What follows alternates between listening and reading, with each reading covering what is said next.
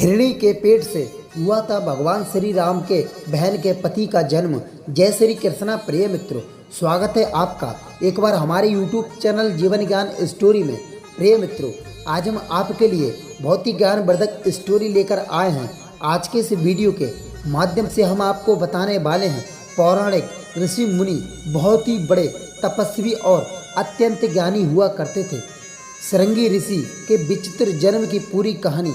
हमारे पौराणिक ऋषि मुनि बहुत ही बड़े तपस्वी और अत्यंत ज्ञानी हुआ करते थे।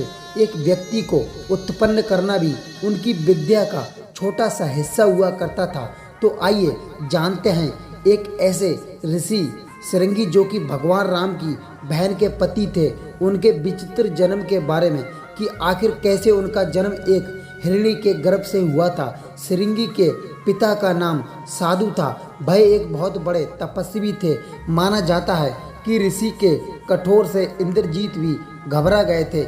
इसी कारण इंद्र को यह भय सताने लगा था कि कहीं साधु अपने तप के बल से उनके स्वर्ग का राज उनसे छीन ना लें। इसी कारण उन्होंने ऋषि की तपस्या को भंग करने के लिए स्वर्ग एक अप्सरा को पृथ्वी पर भेजा।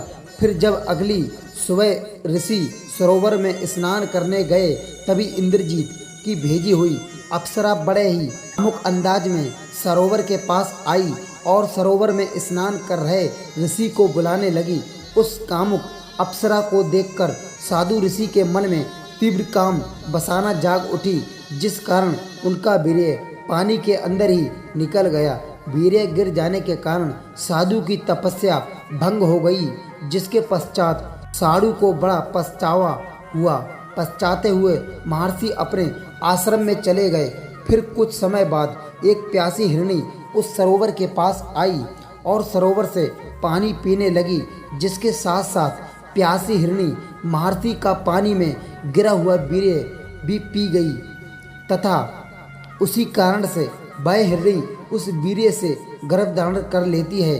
पौराणिक कथाओं के अनुसार माना जाता है कि वह हिरणी भी पहले एक देवकन्या ही थी, जिसे किसी कारण बस परमपिता ब्रह्मा जी ने एक योनि में जन्म लेने का श्राप दिया था। इस प्रकार हिरणी बने देवकन्या समय आने पर एक बच्चे को जन्म देती है, जिसके माथे पर एक सींग भी उगा था।